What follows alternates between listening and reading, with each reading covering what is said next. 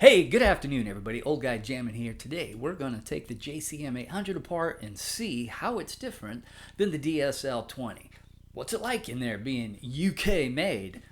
I don't know what to expect, but I'm expecting something to be different. Stay through to the end because we've got tones kind of throughout, although this is not a review, this is just a look inside. But really interesting amp. I'd like your opinions on how to review it because it's leaning towards the keeper side, but it's 3 years behind the release date of this. Everything kind of has been done. So should I just take decibel levels of the different high and low input, high output, or try to do a tonal video, or perhaps a little bit of both, because there's some goodness in the thing.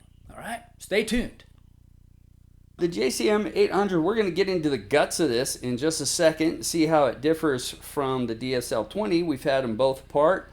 I did a chassis pull on the DSL, just like with everything I've got.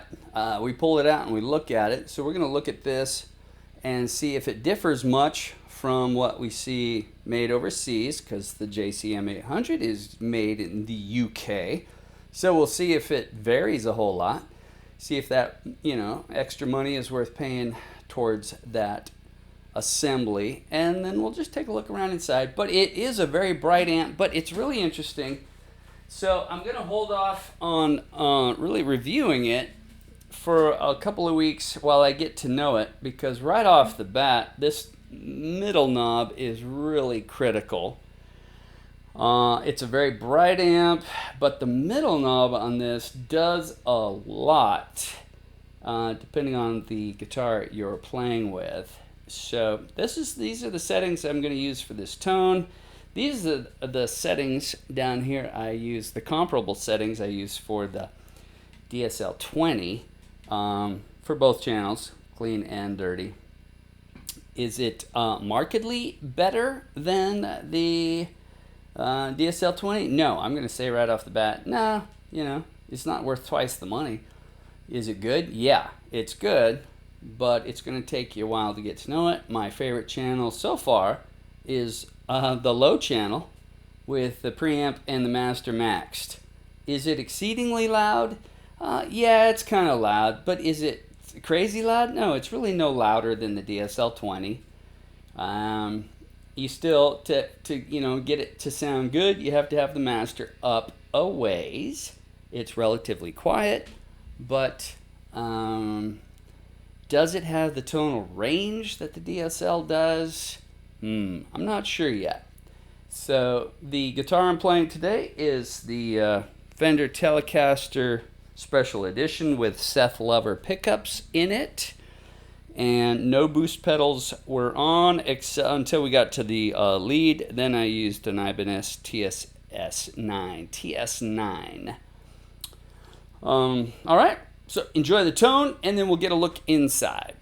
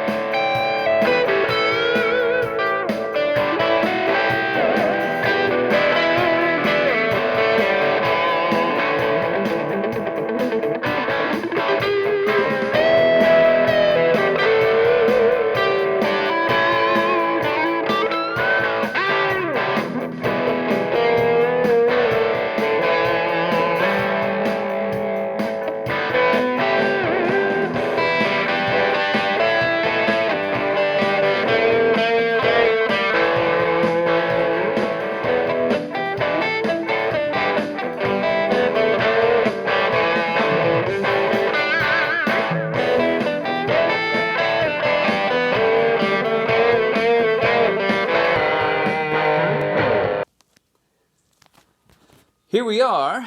Chassis's been pulled out. Nice big box, slipped right out. 4 bolts on the bottom and 4 bolts that holds the screen in.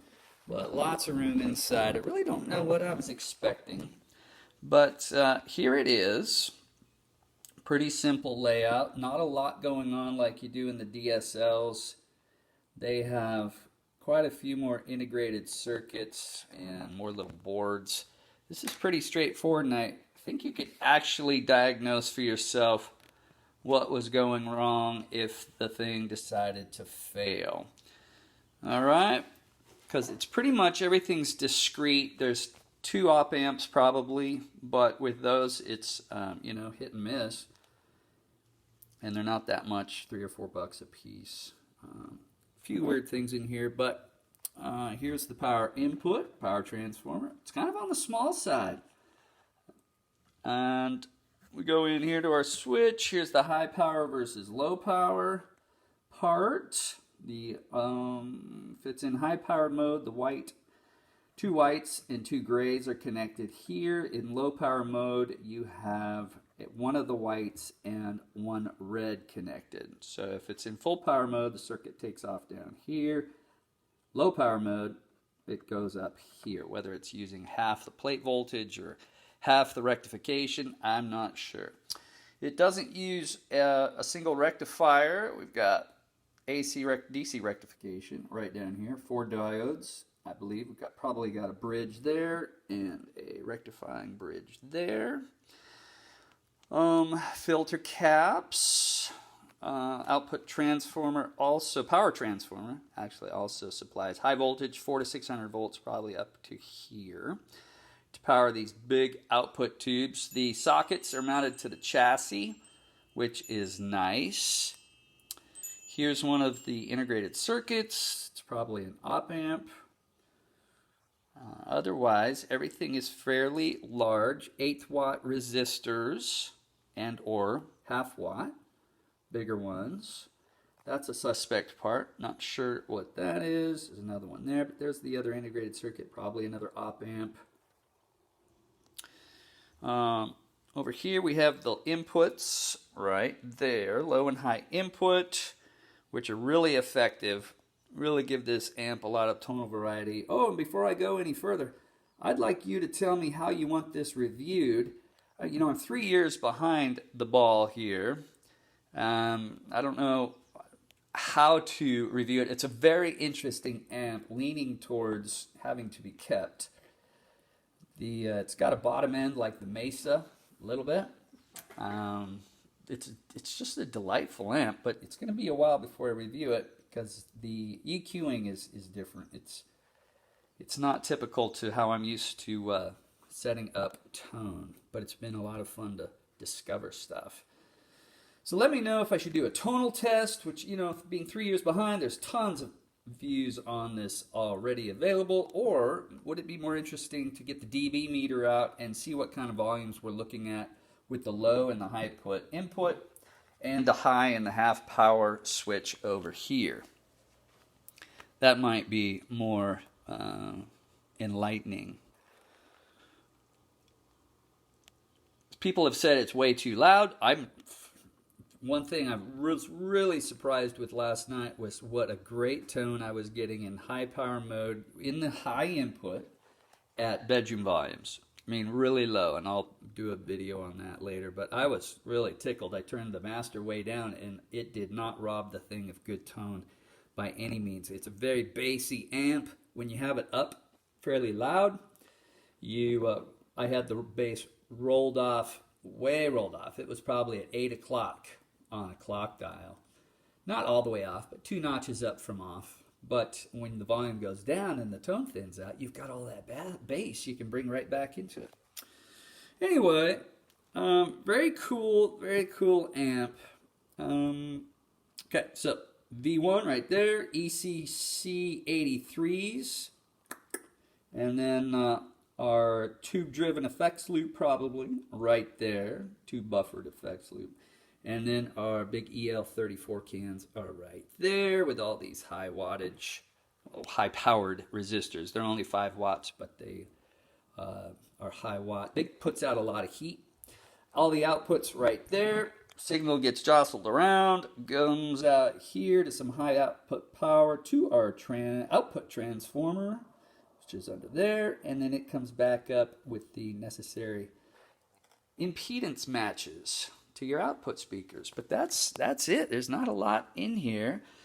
Some people have, let me turn this thing over and you get to get a look at the top. One thing that really sold me on this versus the JC, or the Jubilee, I should say, the Jubilee, is that, let me get this around forward so we can see the front of it. Phil McKnight was testing this against the Jubilee, and he said when he put the Jubilee in low power mode, the tone was very thin, not very pleasing at all. And he said with the JCM 800, he could use it in low power mode, and the girth of the tone, the thickness of the tone is still there. And I'm really liking it. It is loud if you want it to be, but you can get really great tones without it being really, really loud. That's why I thought it might be more fun to put the dB meter on it. See what it does. But see, here's our input transformer, power transformer. Pretty small. Output transformer is almost as big as that. Real simple.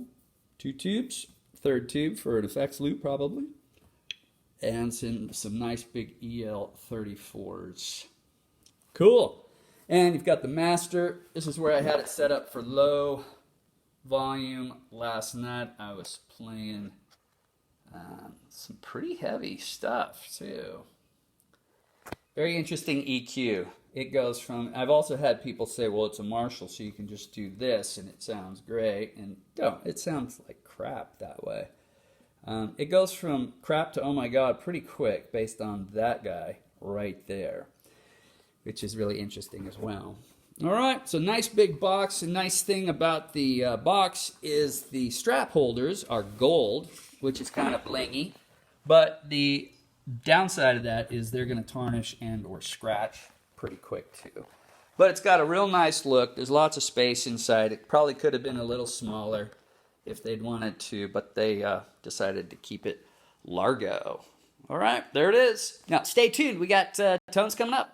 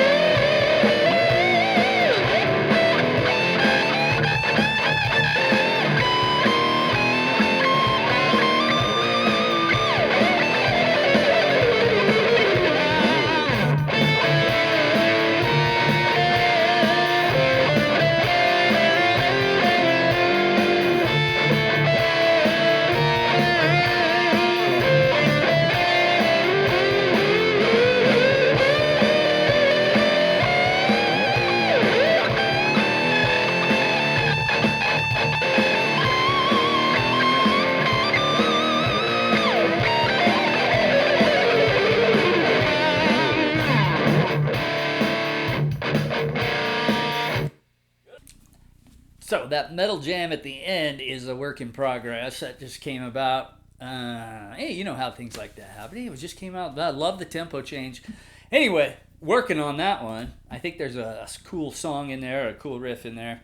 So let me know what you think and how I should proceed. I'd really like to bring something out that hasn't been done yet. I can do decibel levels, or I can do tonal things, or just observations, or try to do both. But if there's something in particular you would like to see, let me know.